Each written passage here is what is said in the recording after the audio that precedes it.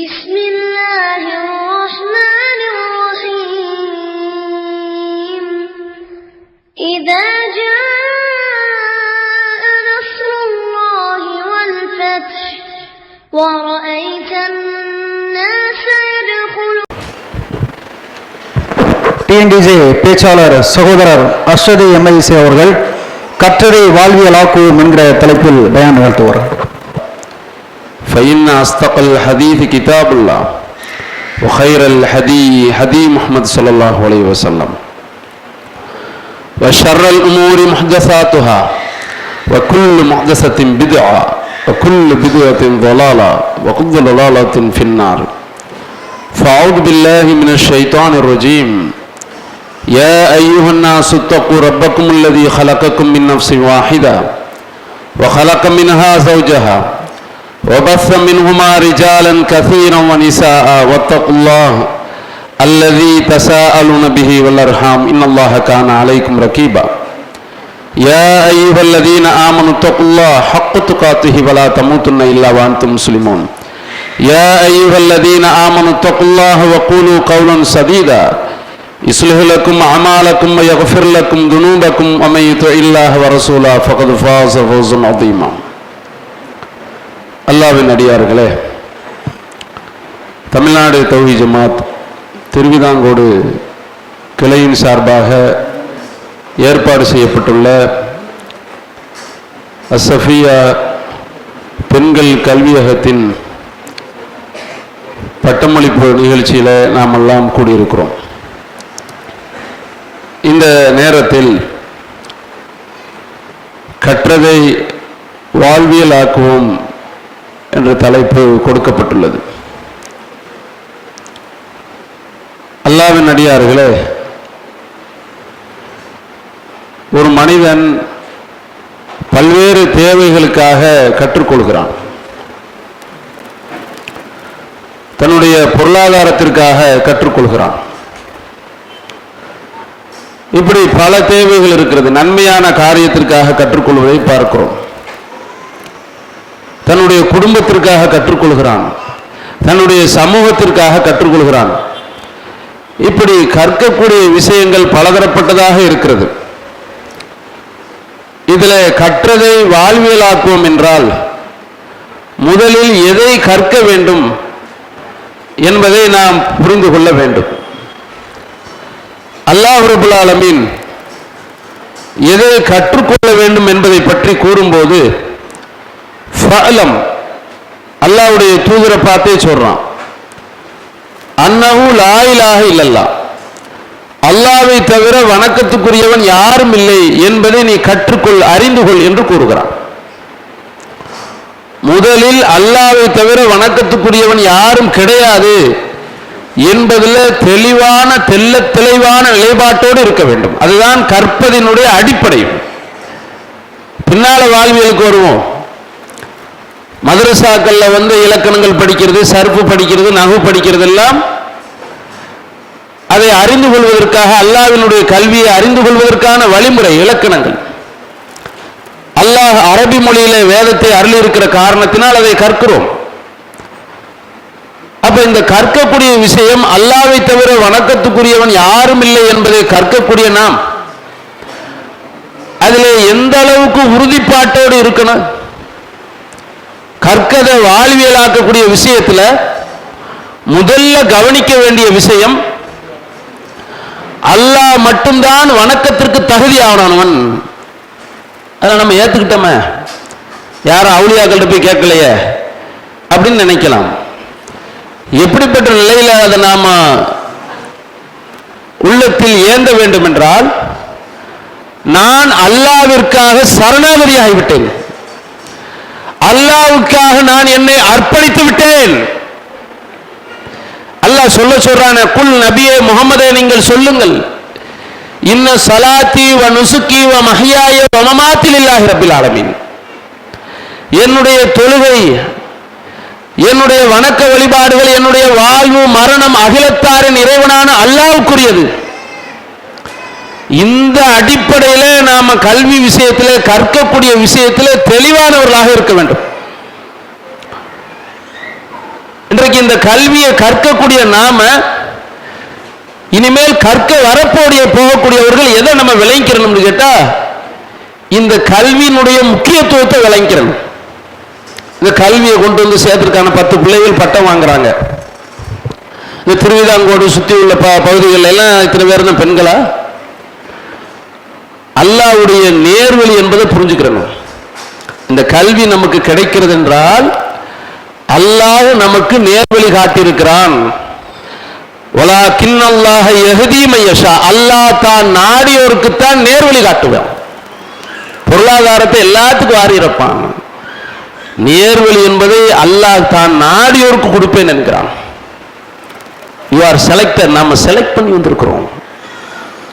அல்லாஹ்வால் நாம் தேர்வு செய்யப்பட்டவர்கள் என்பதை தெளிவாக மனதில் பதிய வைத்துக் கொள்ள வேண்டும். அப்ப அந்த அடிப்படையை முதல்ல பதிய வைத்துத்தான் நம்ம வாழ்வியல் ஆக்கக்கூடிய விஷயத்துக்கு வரணும். இன்றைக்கு கல்வி என்ற பெயர்ல எப்படிப்பட்ட கல்வி நிலைப்பாடுகள் சொல்லிக் கொடுக்கப்படுகிறது? உலகம் மட்டும்தான் குறிக்கோளாக இருக்கும். எப்படி ஸ்கூல் பள்ளிக்கூட பாடங்கள்லாம் எடுத்து பாருங்க. மார்க் வாங்கணும், மார்க் வாங்கணும், மார்க் மார்க் மார்க். 10ஆம் கிளாஸ் 9ஆம் கிளாஸ்ல படிக்கிறது, 12ஆம் கிளாஸ் 11ஆம் கிளாஸ் படி. எதுக்கு 11 9 தேவையில்லாம தூக்கிட வேண்டியதானே? அந்த கல்வியினுடைய நிலை என்னையா? மார்க். அடுத்தவன் என்ன செஞ்சாலும் பிரச்சனை இல்லை.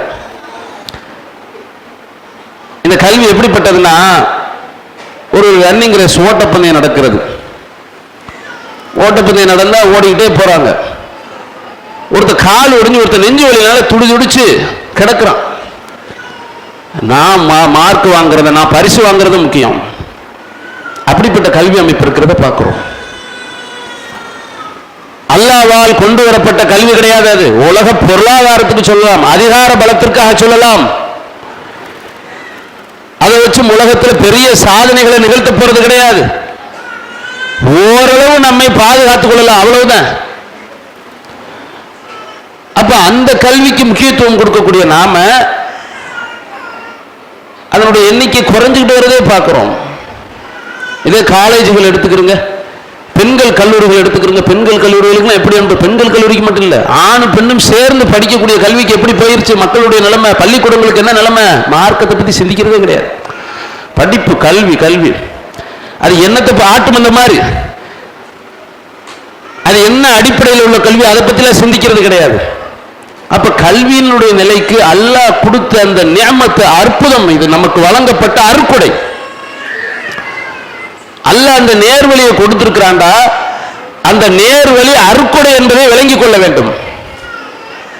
அல்லாஹ் சொல்றான், ஒமையு பத்தில், பனி இஸ்ராயல்களை பார்த்து சொல்றான், நமக்கும் பொருந்தும்.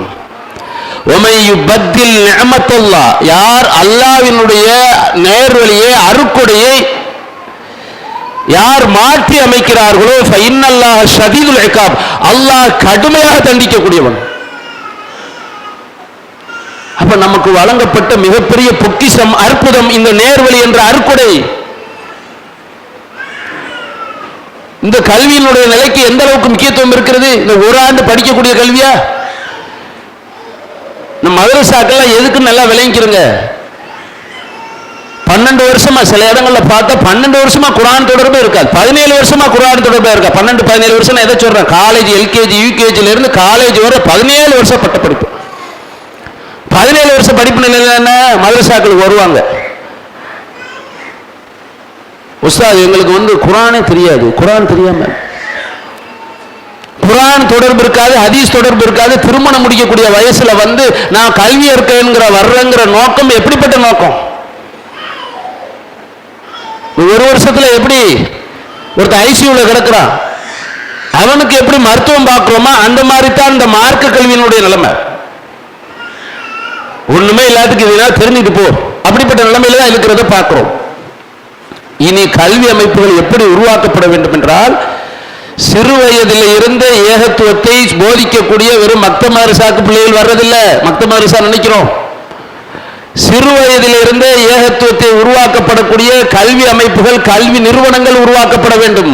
உலக கல்வியோடு சேர்த்து அல்லாஹ்வுடைய வேதத்தை, அல் ஃபுர்கானை, நல்லதை கெட்டதை பிரித்தறிவிக்கக்கூடிய வேதம் அல் ஃபுர்கான்டா. இதை ஒருத்தன் படிச்சுட்டான்டா, நீங்க என்ன கல்வியில கொண்டு போய் விட்டாலும் சரி, இன்னைக்கு என்ன நிலைமை, எல்லா குப்பைகளையும் படிச்சுட்டு வர்றான், எல்லா வழிகேட்டு கொள்கையும் படிச்சுட்டு வர்றான். எந்த வழிகேட்டு கொள்கையில அல்லாஹ்வினுடைய வேதத்தை படித்து விட்டு எந்த வழிகேட்டு கொள்கை புகுத்தப்பட்டாலும் அவன் அதனை எதிர்கொள்வான். சரியான உள்ளத்திலே சரியான ஈமான் இறை நம்பிக்கை இருந்தால்.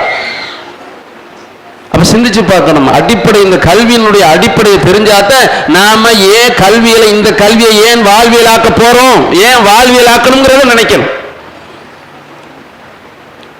இப்ப படிச்சு முடிச்சாச்சு, எப்படி வாழ்வியலாக்குறது?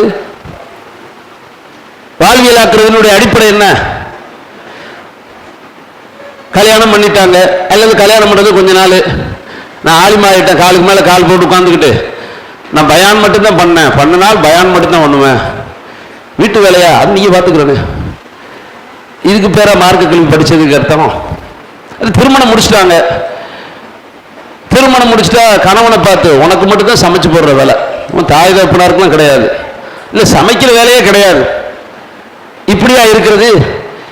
ஏதாவது கணவன் சொல்லிட்டா உடனே முடிஞ்சிருச்சு, டைவர்ஸ், உனக்கு எனக்கு சம்மதமே கிடையாது, குழா கொடுத்துருவான். இதான் கற்றதை வாழ்வியலாக்குறதா? கற்றதை வாழ்வியலாக்குவதனுடைய அடிப்படை என்ன? இப்ராஹிம் அலைஹிஸ்ஸலாம முன்னுதாரணம் எப்படி அவர்கள் வாழ்வியலாக்கினார்கள்? இது காலலகு ரப்பு, அவரது இறைவன் அவருக்கு சொன்னான், அஸ்லிம் கட்டுப்படு என்றால், அஸ்லம் தில் ரப்பில் ஆலமீன், அகிலத்தாரின் இறைவனான அல்லாஹ்வுக்கு நான் கட்டுப்பட்டு விட்டேன். இந்த கட்டுப்பாட்டின் அடிப்படையில் வரணும். இல்லைன்னா படிச்சும் இந்த சொன்னாங்களே பயான்ல குறிப்பிட்டாங்களா, அல்லாஹ் சொல்றானே, மஸலுல்லதீன ஹும்மிலு தௌராத், தௌராத் சுமத்தப்பட்டு சும்மலம் யஹ்மிலுஹா, அதை சரியாக சுமக்காதவர்களுக்கு உதாரணம். யஹ்மிலு கமஸலில் ஹிமார், கழுதைக்கு உதாரணம்ங்கிறான். சுமத்தப்பட்டு சரியா சுமக்கலைன்னா என்ன அர்த்தம்? செயல்படுத்தாதவர்களுக்கு உதாரணம். கழுதைக்கு உதாரணம். யஹ்மிலு அஸ்வாரா, பொதி சுமக்கக்கூடிய சுமை சுமக்கக்கூடிய கழுதைகளுக்கு உதாரணம். பட்டத்தை வாங்கிட்டு வந்துட்டோம், நல்ல மார்க்க விஷயங்கள்லாம் தெரியுது, சர்ப்பு தெரியுது, நகு தெரியுது, குரான் தெரியுது, ஹதீஸ் தெரியுது, புகாரி தெரியுது, முஸ்லிம் தெரியுது, அரபி வாசகங்களை சொல்றோம், குரான் வசனங்களை சொல்றோம், ஆயத்துகளுடைய நம்பர்களை சொல்றோம், எல்லாத்தையும் சொல்றோம். செயல்படுத்தல கழுதைக்கு சமம்ங்கிறான். பேச மசலுல் கௌமில்லதீன கதபு பி ஆயாத்தில்லா, இது வேதக்காரர்கள் குறித்து வந்த வசனம், தௌராத் வழங்கப்பட்ட யூதர்கள் சம்பந்தமா பேசுறான். அல்ல கெட்ட உதாரணங்கிறான். நம்முடைய வசனங்களை பொய்யென கருதுவோரினுடைய உதாரணம் கெட்டு விட்டது, கெட்ட உதாரணம்ங்கிறான். அப்ப சிந்திச்சு பார்க்கணும், நாம செயல்படுத்தக்கூடிய விஷயத்தில் மிக முக்கியமாக கவனிக்க வேண்டியது, நாம் நம்மிலிருந்து ஆரம்பிக்கிறோமா, சரியாக செயல்படுத்துகிறோமா, நாம் அதனை கடைபிடிக்கிறோமா அப்படிங்கிறத பார்க்கணும். இதுல கடைபிடிக்கக்கூடிய விஷயத்துல முதல்ல எப்படிப்பட்ட விஷயத்தை நம்ம பார்க்கணுங்கிறத விளங்கிக்கிறங்க. இப்ப எப்படி ட்ரெண்ட் ஆயிடுச்சுமா, நான் மதரசாவில் படிச்சுட்டேன், ஆலிமாயிட்டேன், ஆனால் உலகத்தை முன்னிறுத்தக்கூடிய நிலைமையை பார்க்கிறோம், மறுமையை முன்னிறுத்தல. நான் சொல்ல போற வசனத்தை அடிக்கடி பயான்களை கேள்விப்பட்டிருப்போம். அல்லாஹ் இறை நம்பிக்கையாளர்களுக்கு முன்னுதாரணமா சொல்றான், 2 பொம்பளைகளை சொல்றான். வரபல்லாஹு மஸலல் இல்லதீன ஆமனு, இறை நம்பிக்கை கொண்டவர்களுக்கு முன்னுதாரணம் யார் தெரியுமா? இம்ராத்த ஃபிரௌன், ஃபிரௌனுடைய மனைவிங்கிறான். ஃபிரௌனுடைய மனைவி யாரு? இந்த காலத்துக்கு அந்த காலத்துக்கு ஒப்பிட்டு பார்ப்போம். இந்த காலத்துல உலக போலீஸா இருக்கிறவன் அமெரிக்கா, இஸ்ரேல் அநியாயம் பண்ணிக்கிருக்கான், அதை கேட்க மாட்டான்.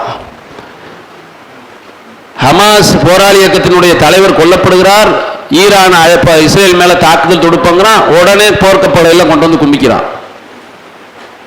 சட்டாம்புல வேலை பார்த்துக்கு இருக்கிறான், நான் தான் உலக தலைவன் வச்சுக்கிறோங்க. உலகத்துல வல்லரசு அவன் தானே.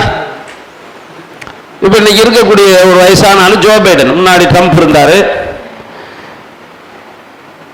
மக்களால் தேர்வு செய்யப்பட்ட 2 தடவைக்கு மேல வரமாட்டாங்க. இது இந்த உலகத்தினுடைய நிலைமை. சொத்து லிமிட் இருக்குன்னு ஜோ பைடன் மகன் மேலேயே ஊழல் புகார்லாம் வந்துச்சு, அது வருமானத்துக்கு அதிகமாக சொத்து சேர்த்துட்டாண்டு இந்த நிலைமை. ஆனால் அவங்க நினைச்சா எதை வேண்டாலும் சாதிக்கலாம், ஆனால் வரையறைக்கு உட்பட்டு அவங்களும் நீதிமன்றத்தில் நிறுத்தப்படுவார்கள். உலக வெளிநாடுகள் அநியாயம் பண்ணிக்கிடுவான், அவங்க நாட்டுக்குள்ள தப்பு செஞ்சா நிறுத்தப்படுவான். ஃபிரௌன் எப்படிப்பட்டவன் விளைவிக்கிறங்க? ஃபிரௌன் எப்படிப்பட்டவன்? அவன் அரசன் கிடையாது, வல்லரசுக்காரன் கிடையாது. ஏகாதிபத்தியம்னு சொல்லக்கூடிய நானே மட்டும் அரசன் என்பது மட்டும் கிடையாது. ஆனா ரப்புக்குமுல் ஆலா, உங்களிலேயே மிகப்பெரிய இறைவன். அன்றைக்கு ஃபிரௌன் மன்னவர்கள்ட்ட ஒரு கலாச்சாரம் இருந்துச்சு. அவரை வணங்கி வழிபடுவாங்க, காலில் விழுந்துருவாங்க, நின்று குனிஞ்சு தலை நிமிர்ந்து பேச முடியாது. வானுயர பிரமிடுகளை கட்டினாங்க, நீங்க பார்க்கலாம். பிரமிடுகளை கட்டி இருக்கிறான், கோடான கோடி அவங்க தங்கங்களா இருக்கட்டும், அதை தோண்டி தோண்டி எடுத்துக்கிட்டே இருக்க. பல நாடுகள் போய் கொள்ளையடிக்கிறான். உலகத்தில் உள்ள பக்கத்து நாடுகள்லாம் பயந்து நடுங்குவான். அப்படிப்பட்ட ஃபிரௌன், இறைவனுக்கு மேல இறைவன் என்று சொல்லக்கூடிய ஃபிரௌனுடைய மனைவி ஆசியா அலைஹிஸ்ஸலாம், ஒரு பொம்பளை எதை தேர்ந்தெடுப்பா? ஏன் முன்னுதாரணம் சொல்றான்? ரப்பி பினிலி இந்தக பைத்தன் ஃபில் ஜன்னா. என்ன காரணம் சொல்றான்? இறைவா, என் இறைவா, எனக்கு ஒன்புறத்தில் இருந்து ஒரு வீட்டை சொர்க்கத்தில் கட்டித்தா. இவ்வளவு பிரமிடுகள் இருக்கிறது, மாடா மாளிகைகள் இருக்கிறது, கோபுரங்கள் இருக்கிறது, இன்றைக்கு வரைக்கும் பாதுகாப்பு பண்ணி வச்சிருக்கிறான். தொல்லியல் துறையினால் பாதுகாக்கப்பட்டு வருகிறது. ஃபிரௌன் மன்னர்களால் கட்டப்பட்ட பல கோபுரங்கள், பல மாளிகைகள் இருக்கிறது. இதெல்லாம் எனக்கு முக்கியம் கிடையாது. சொர்க்கத்தில் எனக்கு ஒரு வீட்டை தா. நடிக்கனாவும் செஞ்சிருக்கலாம்ல ஃபிரௌன்ட்ட. உள்ளத்துல ஈமான், அப்படியும் ஒரு ஃபிரௌன் ஆட்சி காலத்தில் ஒருவர் உள்ளத்துல ஈமானோடும் வெளிப்புறத்துல ஈமான காட்டாத இருந்தாங்கிறான்ல, அப்படின்னா செய்யணும்ல? இல்ல, நீ இறைவன் கிடையாது, மூசா ஹாரூனுடைய இறைவன் தான் இறைவன் என்பதில் உறுதியாக இருந்தார்கள். அப்ப உலகம் முக்கியமா, மார்க்கம் முக்கியமா, மறுமை முக்கியமா என்று வரும்போது மறுமையை, மார்க்கத்தை தேர்வு செய்தார்கள். இதுலதான் முன்னுதாரணம். வனஜ்ஜினி மின் ஃபிர்அவுன வ அமலிஹி, இறைவா ஃபிரௌனை விட்டும் அவனுடைய கொடுமைகளை விட்டும் பாதுகாத்தர்கள். கடுமையா கஷ்டப்படுத்தி இருக்கிறான். இந்த வசனத்தில் அவர்கள் சொல்லக்கூடிய கருத்துல விளங்க முடிகிறது. அப்ப என்னத்தை பார்த்தாங்க? எதை நோக்கினாங்க? இந்த உலக வாழ்க்கை முக்கியத்துவம் கிடையாது, இந்த உலகத்தினுடைய செல்வங்கள் சோபங்கள் எதுவும் முக்கியம் கிடையாது. முக்கியம் இதை மனதில் இருக்க வேண்டும். என்ன கல்வியை படிச்சாலும் சரி, என்ன நீங்க இலக்கணத்தை படிச்சாலும் சரி, இது இல்லை என்றால் நாம கழுதைக்கு சமம், பொதி சுமக்கக்கூடிய கழுதையை போன்றவர்கள் தான். சும்மா கித்தாபுகளை சுமந்து கொண்டிருக்கிறோம், சும்மா கல்வியை மனசுல மூளையில ஏற்றி கொண்டிருக்கிறோம், ஒன்னும் உருப்படியே கிடையாது. அப்ப சிந்திச்சு பார்க்கணும். அடுத்து சொல்றான்ல, மரியபம்னத இம்ரான் அல்லத்தி, இம்ரானுடைய மகள் மரியம் அலைஹிஸ்ஸலாம் அஹ்ஸனத் ஃபர்ஜஹா, தங்களது கற்பை பேணி பாதுகாத்து நடந்தார்கள். பெண்களைத்தான் உதாரணம் சொல்றான், ஆண்களை சொல்லல. இப்ராஹிம் அலைஹிஸ்ஸலாம் அல்லாஹ்வினுடைய நண்பர், அவருடைய மார்க்கத்தை பின்பற்றணும். மார்க்கத்தை பின்பற்றுறது வேற, ஈமான்ல கொள்கை உறுதியில யார சொல்றான்? ஒரு பொம்பளை. பொம்பளைக்கு பலகீனம், அவங்களுக்கு இயற்கையாகவே பலகீனம்னு அல்லாஹ்வுடைய தூதர் சொல்றாங்க. சாட்சிகளா இருக்கட்டும், மார்க்க விஷயங்களா பலகீனம். அந்த பலகீனத்திலையும் கூட எனக்கு முக்கியம் கிடையாது. அப்ப எந்த விஷயம் வந்தாலும், எப்படிப்பட்ட விஷயம் வந்தாலும், எப்படிப்பட்ட எதிர்ப்புகள் வந்தாலும், எப்படிப்பட்ட உலகமே தலையில மலையை இடிஞ்சு விழக்கூடிய நிலை வந்தாலும் சரி, நான் மறு உலக வாழ்க்கையை மட்டும்தான் தேர்வு செய்வேன் என்ற நிலைப்பாட்டில் இருக்கணும். அப்படித்தான் மரியம் அலைஹிஸ்ஸலாம் இருந்தார்கள்.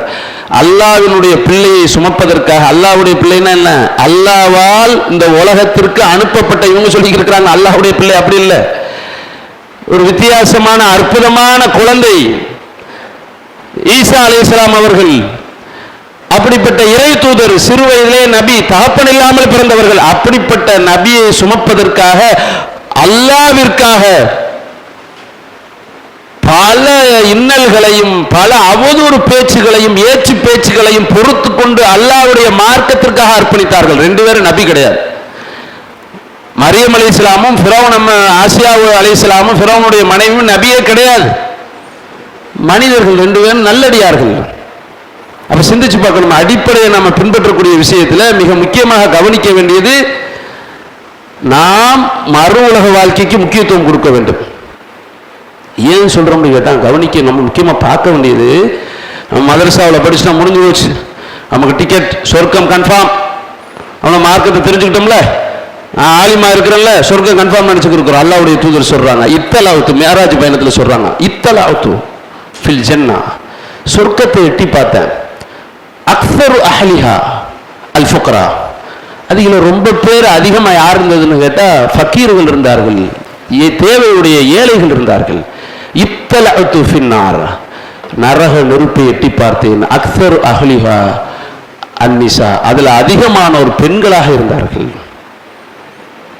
பெண்கள் சதவீதத்தில் இருக்கிறது. பெண்கள் விஷயத்துல அல்லாஹ்வுடைய தூதர் கடுமையா பயந்துருக்கிறாங்க. எந்த அளவுக்கு சொன்னாங்கடா, மா தரக்து பாதி ஃபித்னத்தன் அவர் அலர் ரிஜாலி மினநிசா, ஆண்களுக்கு எனக்கு பின்னால ஆண்களுக்கு பெண்களை காட்டிலும் மிகவும் குழப்பத்துக்குரியதாக சோதனைக்குரியதாக எதையும் நான் விட்டுட்டு போகலைங்கிறாங்க. அப்பதான் காரணம் கவனிக்க வேண்டியது. நம்ம அதிகமாக பெண்கள் இனமே, அதுக்காக இஸ்லாம் பெண்ணினத்தை இழிவுபடுத்துறது இல்லை, அதுக்கு காரணத்தையும் சொல்றாங்க. பல காரணங்கள், பல செய்திகளில் பார்த்தோம்னா அல்லாஹ்வுடைய தூதர் அந்த செய்தியிலே குறிப்பிடுறாங்க. கேட்குறாங்க சஹாபாக்கள், என்ன காரணம்? தக்ஃபுர்னல் அஷீர், கணவனை மறுக்கிறீங்க, தக்ஃபுர்னல் லஅன், அதிகமாக சபிக்கிறீங்க. ரெண்டு விஷயத்தை சொல்றாங்க. அது இல்லாமல் விஷயங்கள், கணவனை மறுக்கிறேன்னா என்ன அர்த்தம்? ரசூலுல்லாஹ் சொல்றாங்க, ஒரு சஹாபியை பார்த்து சொல்றாங்க, நீ அந்த பெண்களில் ஒருத்திக்கு காலம் முழுவதும் பணிவிட செஞ்சாலும் உன்னிட்ட இருந்து ஒரு நன்மை கூட பெறல, சண்டை வந்தா என்ன என்ன நடக்கிறது? கணவனை பார்த்து சொல்றது, என்ன செஞ்சீங்க? கணவன் சொல்லுவான், நகை பிடிப்பட்டு அது மட்டும்தான். அவர் 10 பவுன் மட்டும்தான். வீடு கட்டினது யாரு? வீடு கட்டினது மட்டும்தான். பிள்ளைகளை படிக்க வச்சு அது மட்டும்தான். உனக்கு கார் வாங்கி கொடுத்து அது மட்டும்தான். உனக்கு தனியா பைக் ஓட்டு வாங்கி கொடுத்து அது மட்டும்தான். உனக்கு சொத்து சேர்த்து வச்சன அது மட்டும்தான். என்னத்தை செஞ்சீங்க? எல்லாம் அது மட்டும்தான். இன்னைக்கு செஞ்சதெல்லாம் செஞ்சிருப்பா. அப்ப ரசூலுல்லாஹ் சொல்றாங்க, இந்த காரணத்தை சொல்றாங்க, அதிகமா சபிக்கிறீங்க, எதுக்கு எடுத்தாலும் முடிஞ்சு நாசமா போகணுங்க, முடிஞ்சு வச்சு. பிள்ளைகளை பார்த்த இந்த ஊர்ல எப்படி இருக்காருன்னு இல்லை, வார்த்தைகள்லாம் எப்படி இருக்கும், அப்படியே ரொம்ப காதுல கேட்கும் போது தேன் பாயும், அப்படிப்பட்ட வார்த்தைகள்லாம் இருக்கு. பிள்ளைகளை சபிக்கிறது என்ன? கழிச்சல்ல நாசமா, கழிச்சல்ல போனா என்ன அர்த்தம்? காலரால போன அர்த்தம், வயிற்றால போய் நாசமா போன அர்த்தம். நாசமா போனவன சபிக்கிற நிலையை பார்க்கிறோம். அல்லாஹ்வுடைய தூதர் காரணம் சொல்றாங்க. இது ஒரு காரணங்கள், இன்னும் சில காரணங்களையும் சொல்றாங்க. நிசாவுன் காசியாத்துன் ஆரியாத்துன் முமீலாத்துன், என்னுடைய சமுதாயத்தில் சில பெண்கள் வருவார்கள். நிசாவுன் காசியாத்துன், ஆடை அணிந்திருப்பார்கள், ஆரியாத்துன், காடை அணிவார்கள், நிர்வாணமாக இருப்பார்கள். அல்லாஹ்வுடைய தூதர் இயற்கையாகவே லம் யகுன் ஃபாஹிஷன் வலா முத்தஃபஹிஷன், இயற்கையாகவே செயற்கையாகவோ அவர்கள் பேச்சோ நடையோ வெளிப்பாடோ ஆபாசமா பேச மாட்டாங்க, அற்பமா பேச மாட்டாங்க. ஆனால் உண்மைனா சரியா சொல்லிடுவாங்க. நிர்வாணமாக இருப்பார்கள். ஆடை அணிவார்கள், நிர்வாணம். ஆடை நிர்வாணத்தை நம்முடைய அங்க அவயங்களை மறைக்கக்கூடிய ஆடையாக இருக்காது. முமீலாத்தின், பிறரை சருக செய்து விடுவார்கள். மாயிலாத்தின், அல்லது பிறருடைய வலையில் சருகி விடுவார்கள். ருகுசு உன்னக அஸ்னமத்தில் புக்தில் மாயிலா, அவர்களுடைய தலைகள் மாயிலா என்ற ஒட்டகத்தின் திமில்களை போன்று இருக்கும். தலையை பெருசா, தலைமுடியை பெருசா காட்டிக்கிடுவாங்க, அது மறைச்சாலும் கூட. லா யதுகுல் ஜன்னா வலா யஜிதுன ஈஹா, அவர்கள் சொர்க்கத்திற்கு நுழைய மாட்டார்கள், அதனுடைய வாடையை கூட நுகர மாட்டார்கள். இந்த காரணங்கள் இருக்கிறது. அப்ப நம்முடைய வீக்னஸ் நம்ம புரிஞ்சுக்கிறோம். ஆஹா, நரகத்துக்கு போற லிஸ்ட்ல முதல் லிஸ்ட் நம்பர் 1 ஃபர்ஸ்ட் வாண்டட் நம்மளை தான் அல்லாஹ் வச்சிருக்கிறான். சிந்திச்சு பார்க்கணும். இழிவுபடுத்துறது கிடையாது, நல்ல சூழ்நிலை அப்படித்தான். சதவீதத்துல பெண்கள் சதவீதம் அதிகம். ஆனா நம்மள மாதிரி ஈஸியா சொர்க்கத்துக்கு போறவங்க யாரும் கிடையாது. பெண்கள் மாதிரி ஈஸியா சொர்க்கம். பெண்களுக்கு ஜிஹாத் இருக்கிறதா? சம்பாதிக்கணும் இருக்கிறதா? பெண்களுடைய நிலை என்ன? சம்பாரிச்சு, ஆண் சம்பாதிக்கிறோமா? ஆண் என்ன செய்யணும்? ஒரு ஆம்பளை பொறுத்த வரைக்கும் தங்கச்சிக்கு சம்பாரிச்சு கொடுக்கணும், தாய்க்கு சம்பாரிச்சு கொடுக்கணும், மனைவிக்கு சம்பாரிச்சு கொடுக்கணும், பொம்பளை பிள்ளைகளுக்கு சம்பாரிச்சு கொடுக்கணும். பொம்பளை பிள்ளை பொறுத்த வரைக்கும் என்ன? சாப்பிட்றது, ஒழுங்கா மார்க்கத்தை கடைபிடிக்கிறது, தொழுகிறது, அதோடு இருந்துக்கிறது. தொழுகைக்கு கூட என்ன செய்ய வேண்டியதில்லை, பள்ளிக்கு போக வேண்டியது கட்டாய கடமை கிடையாது. ஹஜ்ஜுக்கு வாய்ப்பு இருந்துச்சு, காசு இருந்துச்சு, பொருளாதாரம் இருந்துச்சு, கணவன் தந்தார், தகப்பனார் தந்தார், தாயுடைய சொத்து இருக்குது, தேவைப்பட்ட ஹஜ்ஜு செஞ்சுக்க வேண்டியது. எவ்வளவு இலவ ஆக்கி வச்சிருக்கான்னு பாருங்க மார்க்கத்தில். இன்னைக்கு என்ன நிலைமை, எப்படி சிஸ்டமேட்டிக் எப்படி கொண்டு வந்துட்டான்னு பாருங்க. இன்னைக்கு இந்த உலகத்தினுடைய கட்டமைப்பு எப்படி இருக்கு தெரியுமா? பொம்பளை நீ சம்பாதிக்கணும், பொம்பளை சம்பாதிச்சாதான் உனக்கு பொருளாதாரம், இல்லைன்னா நீ உனக்கு சாப்பாட்டுக்கு வழி இல்லாம சாவு, அப்படிங்கிற மாதிரி நிலையை உருவாக்குறான் சில நாடுகள். அதான் சம்பாதிக்கிறது குற்றம்லாம் கிடையாது மார்க்கத்துல. அப்படிப்பட்ட கட்டாய நிலையை உருவாக்குறான். எப்படியா இருந்தாலும் மார்க்கத்துக்கு புறம்பாவனாலும் போய் சம்பாதிக்கணும். அப்படிப்பட்ட நிலை உருவாகுதா இல்லையா? அதுக்கு என்ன அடிப்படை இருக்கிறது? என்ன அடிப்படை வகுக்கப்படுகிறது? சிந்திச்சு பார்க்கணும். அதுக்கு முதல் அடிப்படை அல்லாஹ்வுடைய தூதர் சொல்றாங்க, வல்லா இப்லீஸஹு அர்ஷஹு அலல் மா அலல் பஹர். இப்லீஸ் தனது சிம்மாசனத்தை கடலின் மீது நிறுவி இருக்கிறான். அவனுடைய அடிமைகள், அவனுடைய ஏவலர்களை, அவனுக்கு கீழே உள்ள கூலிப்படைகளை சொல்லுவானா, போய் வழிவெடுத்துட்டு வாங்கட்டு, ஜின் ஷைத்தான்களை. இவங்களாம் வழிவெடுத்து திருட வச்சேன். ஒவ்வொரு நாளைக்கு ஒரு பட்டியல் கேட்பான். என்னென்ன செஞ்ச? திருட வச்சியா, பொய் சொல்ல வச்சியா, எல்லாத்தையும் கேட்பானா. அதுல ஒருத்தன் சொல்லுவானா, மா தரக்துஹு ஹத்தா ஃபர்ரக்து பைனஹு பைனம்ராத்தி. ஒரு மனுஷனை எப்படி விட்டு வந்திருக்க தெரியுமா? அவனுக்கு அவனுடைய மனைவிக்கு மத்தியில பிரிவினை ஏற்படுத்திட்டு வந்திருக்கிறேன் அப்படின்னு சொல்லுவானா. ஃபயுதுனிஹி ஷைத்தான், இப்லீஸே அழைத்து, ஷைத்தான், நீ ஷைத்தான் கூடிய தலைவன் இப்லீஸே அழைத்து சொல்லுவானா, நிஅமன்த, நீ ரொம்ப நல்லவன்பான்னு சொல்லுவானா. கணவன் மனைவிக்கு மத்தியில பிரிக்கிறது ஷைத்தானுக்கு விருப்பமான காரியமா அல்லாஹ்வுடைய தூதர் சொல்றாங்க.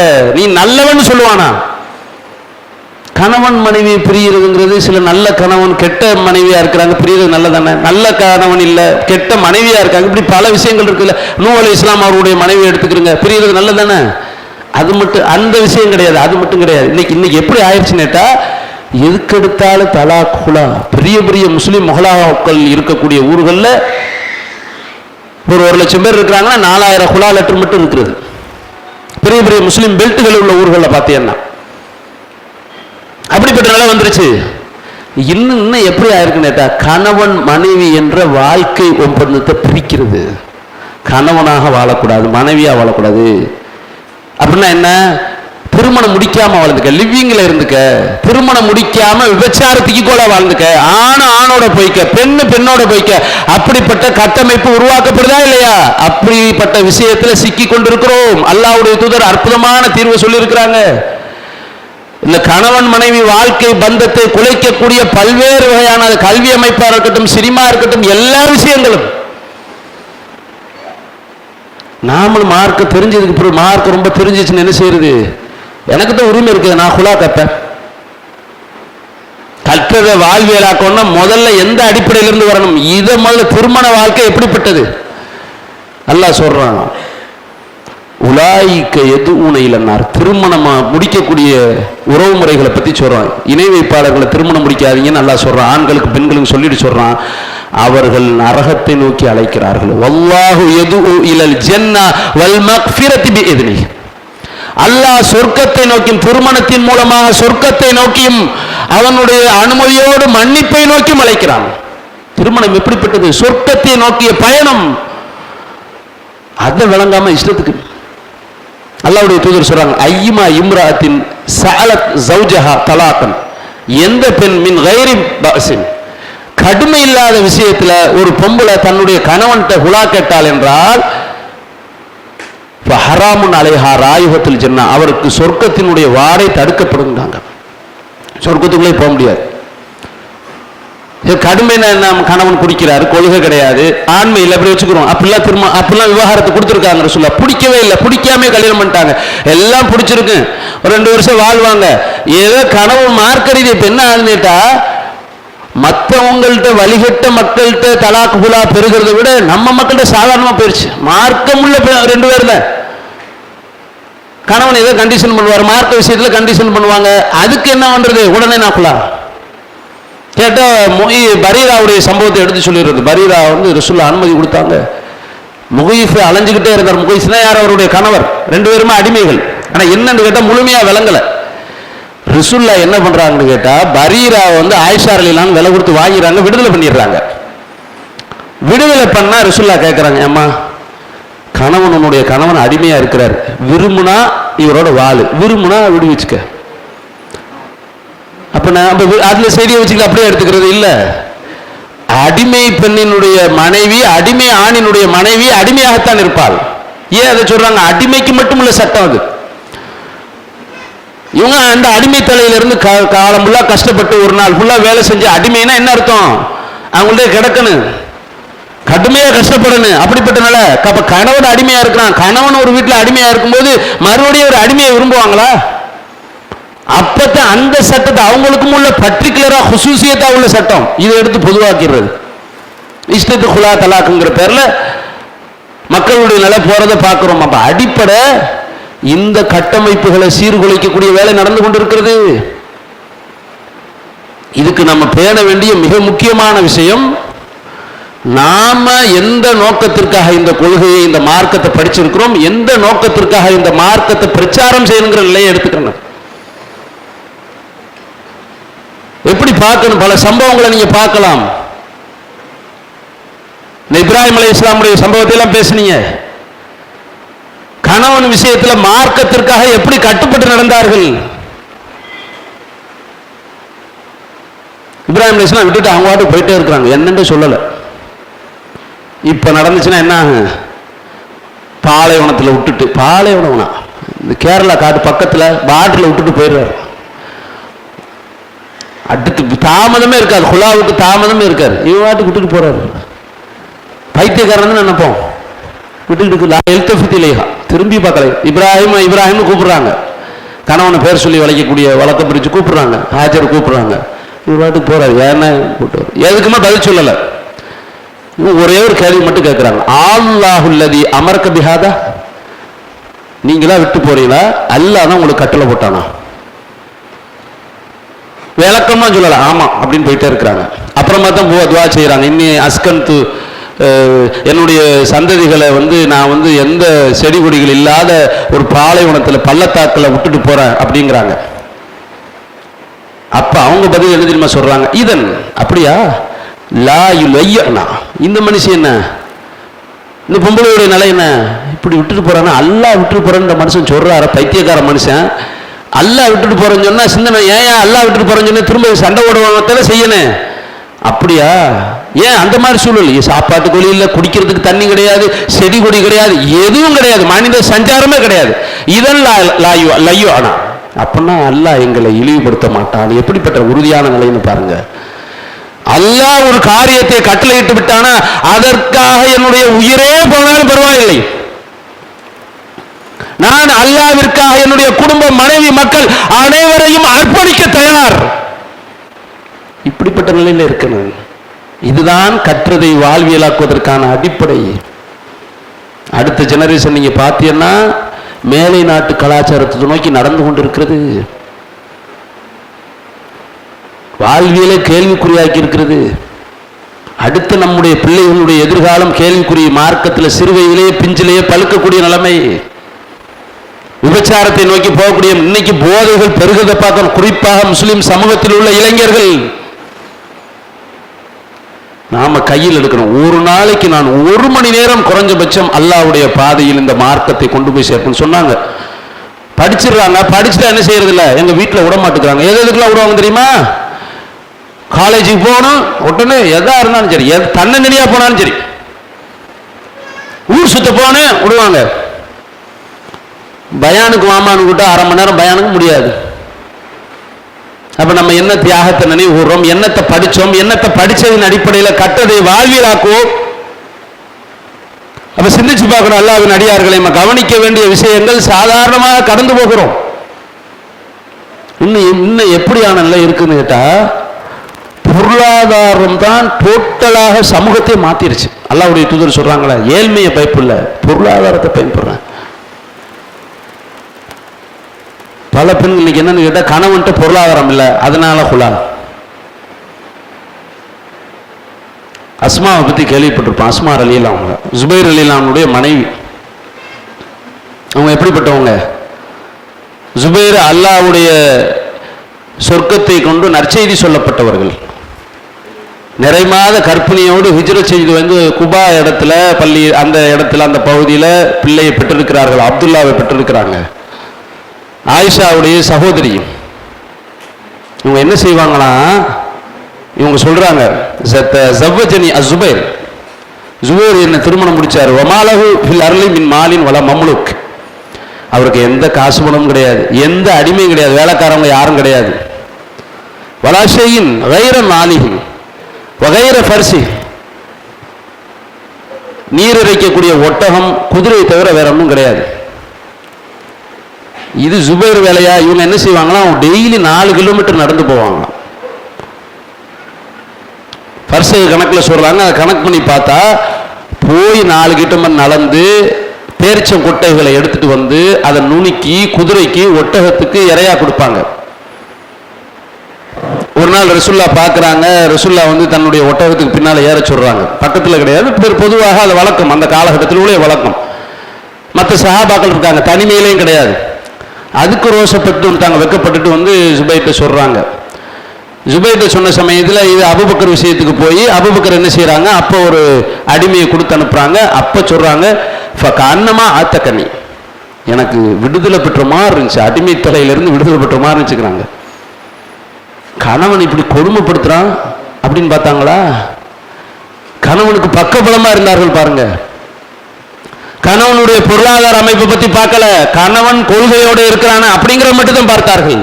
அந்த துணிச்சல், அந்த கொள்கை உறுதிதான் பிற்காலத்தில் அப்துல்லா கொல்லப்படுகிறார், ஹஜ்ஜாஜ் இப்னு யூசுப் என்ற கொடியவனால் கொல்லப்படுகிறார். எதிர்த்து நின்று, அவனை எதிர்த்து நின்று நியாயம் கேட்கிறார்கள். எவ்வளவு தைரியமான பெண்மணின்னு பாருங்க. அப்ப நம்ம கவனத்தில் எடுத்துக்கொள்ள வேண்டிய மிக முக்கியமான விஷயம், நம்ம கொள்கையில பயணிக்கக்கூடிய கட்டத்தில் பல இன்னல்கள் வல்லம் வரும், பல சிரமங்கள் வரும். அதை எதிர்கொள்ளக்கூடிய சமயத்தில் நம்ம கவனிக்க வேண்டியது, நாம் மறுமைக்காக வாழ வேண்டும். இந்த உலக வாழ்க்கை நிரந்தரம் கிடையாது, மறு உலக வாழ்க்கை தான் நிரந்தரம் என்ற அடிப்படையில் தான் நாம் இந்த கற்ற கல்வியை நடைமுறைப்படுத்த வேண்டும். நடைமுறைப்படுத்தக்கூடிய கட்டத்தில் அடுத்து வரக்கூடிய உங்களுடைய பிள்ளைகளை மார்க்க அறிவுள்ளவர்களாக உருவாக்கணும். பெரிய உங்க சமூகமே உங்களை நம்பி இருக்கிறது, பொறுப்பு சுமத்தப்பட்டிருக்கிறது. ஒரு பெண்ணு தன்னுடைய கணவனுடைய வீட்டுக்கு பொறுப்புதாரி. நாளைக்கு உங்களுடைய பிள்ளைகள் சிறு வயதிலிருந்தே உருவாக்கப்பட வேண்டும். சிறு வயதிலிருந்து இந்த அரபு சார்ந்த அல்லாஹ்வினுடைய குர்ஆன் என்பது மூல மொழியில் தான் நல்லா பாதுகாத்திருக்கிறான். இன்னா நஹ்னு நஸல்னா திக்ர வ இன்னா லஹு லஹாஃபிலூன். இந்த குர்ஆனை நாமே இறக்கினோம், நாமே அதனை பாதுகாப்போங்கிறான். எப்படி பாதுகாப்பான்? அல்லாஹ்வினுடைய வார்த்தை ஒரிஜினல் மூல மொழி. குர்ஆன் மொழிபெயர்ப்புக்கும் குர்ஆன் மூல மொழிக்கும் ஒத்து போனா சரியா வருமா? ரெண்டு ஈக்குவல் சொல்ல முடியுமா? லா முபத்தில லி கலிமாத்திஹி, அவனுடைய வார்த்தையில் எந்த மாறுதலும் கிடையாது. அப்ப நம்முடைய பிள்ளைகளை நாளை மறுமை நாளில் நிரந்தர வாழ்க்கைக்கு தயாராக உள்ள மக்களாக உருவாக்க வேண்டும் என்றால் சிறு வயதிலிருந்து அந்த கல்வி உருவாக்கப்பட வேண்டும். உங்கள் மீது உள்ள கடமை என்ன? ஏதோ பெண்கள் பயான் பண்றது நினைச்சுக்கிட்டீங்களா? அதுக்கா படிச்சீங்க? பெண்கள் பயான் அரை மணி நேரம் 1 மணி நேரம் வாரத்தில் ஒரு நாள் பயன் பண்ணிட்டு வீட்டு வேலையில செஞ்சு வெட்டி கதை பேசிட்டு புறம் பேசிட்டு அப்படியா? உங்களை நம்பி உங்களுடைய சந்ததிகள் இருக்கிறார்கள், அவர்களை சரியான முறையில் உருவாக்க வேண்டும். இனி வரக்கூடிய காலகட்டங்களில் இந்த பெண்கள் மதரசா என்பதே இருக்கக்கூடாது. மதரசா பட்டமளிப்புலாவுக்கு வந்துட்டு பெண்கள் மதரசா இருக்கக்கூடாது நினைக்கிறீங்களா? அப்படி இல்லை. சிறு வயதிலிருந்து 5 வயசு 6-7 வருஷத்தோட முடிச்சிடணும். மார்க்க கல்வியும் உலக கல்வியும் முடிச்சு, அவன் உலக கல்வி வேற என்ன மார்க்கத்துக்கு உட்பட்டு படிக்கிறானோ படிச்சுட்டு போறான், அடிப்படையிலே முடிச்சிடணும். ஒரு ஆலிமாக சிறு வயதிலிருந்து உருவாக்கணும். இமாம் புகாரியை எடுத்துக்கிறீங்க, அவங்க 6 சின்ன வயசுலேயே அவங்களுடைய தகப்பன் இறந்துட்டாங்க. இமாம் அகமது 10 லட்சம் ஹதீஸ்களை மனப்பாடம் பண்ணாங்க. 6 வயசுல அவங்களுடைய தகப்பனை இறந்து போனாங்க. தாய் மட்டும்தான் பக்கப்பலம். ஆட்சியாளர்கள் மோசமான ஆட்சியாளர்கள், கடையை வாடகைக்கு விட்டு பகதாதுல அப்படி மார்க்கத்தை இன்னைக்கு இமாம் புகாரியினுடைய உஸ்தாதே இமாம் அஹ்மது இப்னு ஹம்பல் தான். அந்த அவங்களுடைய தாயார் தான் உருவாக்கினார்கள். அப்ப சிறு வயதிலிருந்தே மார்க்க தேட்டம் உள்ளவர்களாக, மார்க்க அறிவு உள்ளவர்களாக அப்படிப்பட்ட கல்வி நிறுவனங்களை உருவாக்கணும். எவ்வளவு காசுகளை கொட்டி அளிக்கிறோம். இந்த திருமணம் முடிச்சுட்டு நாளைக்கு திருமணம் முடியுமா, இன்னைக்கு திருமணம் முடியுமா, மாப்பிள்ளை பேசிட்டாங்க உடனே கல்யாணம், படிப்பு வேணாம் அப்படின்னு போகக்கூடிய கேசுகள்லாம் இருக்கிறது. இந்த மாதிரி நிலை இருக்கக்கூடாது. சிறு வயதில் போதிக்கக்கூடிய கல்வியை காட்டிலும் வேற அந்த கல்விக்கு ஈக்குவலா எப்போ வராது, எந்த கல்வி இருக்காது. இந்த வயசுல கற்கிற வயசுங்கிறது அது லிமிட்டை தாண்டி போயிடும். இளம் வயசுல கற்கக்கூடிய நிலையா இருந்தாத்தான் 5 விளையாது 50 விளையாதுன்னு சொல்றாங்க. என்ன அர்த்தம்? அந்த நேரத்தில் பருவமுள்ள நேரத்தில் விளைஞ்சாத்தான் விளையும். நான் 40 வயசு 50 வயசு படிக்கலாம், மாட்டுக்கிறது இல்லை, படிக்கிறதுக்கு தடை கிடையாது. ஹதீஸ்களை அறிவிக்கக்கூடிய முஹத்திஸீன்கள், ஹாஃபிகள், இமாம் ஃபத்ஹுல் பாரி எழுதின இப்னு ஹஜர் அவருடைய உஸ்தாதாக இருந்தவர்கள் ஒரு பெண் ஆசிரியர். ஆச்சரியமா இருக்கு. இப்னு ஹஜர் எல்லா ஹதீஸ்கள், நூற்றுக்கணக்கான ஹதீஸ்களை அவர் அர்ப்பணித்தார். அவர் வாழ்ந்தாரா, மனைவியோட செலவிட்டாராங்கிற அளவுக்கு புகாரிக்கு விரிவுரை எழுதினவர். அதுக்காகவே தன்னுடைய வாழ்நாள் அர்ப்பணிச்சவர். அவங்களுக்கு யார் உஸ்தாதா இருந்தா? ஒரு பெண்மணி இருந்திருக்கிறாங்க. ஆச்சரியமா இருக்கு. ஏதோ ஆண்கள் தான் கோலாச்சி இருக்கிறத நினைக்கிறீங்க, அப்படி கிடையாது. எத்தனையோ பெண் முஹத்திஸீன்கள், ஹதீஸ்களை அறிவிக்கக்கூடியவர்கள், ஹதீஸ்களின் ஃபுகஹாக்கள், ஹதீஸ்களை பத்தி சொல்லக்கூடியவர்கள், ஆலிம்கள் அவ்வளவு உயர்வா இருந்திருக்கிறாங்க அன்றைய காலகட்டத்தில். அப்ப அதை நம்ம புரிந்து நடக்கக்கூடிய நன்மக்களாக, கற்றதை வாழ்விலாக்கி நாளை மறுமை நாளில் கொடிய நரகத்தை விட்டு பாதுகாப்பு பெறக்கூடிய நன்மக்களாக நம் அனைவர்களையும் அல்லாஹ் ஆக்கியல்ல வேண்டும். வாஹிதவான் அல்ஹம்துலில்லாஹி ரப்பில் ஆலமீன். அஸ்ஸலாமு அலைக்கும்.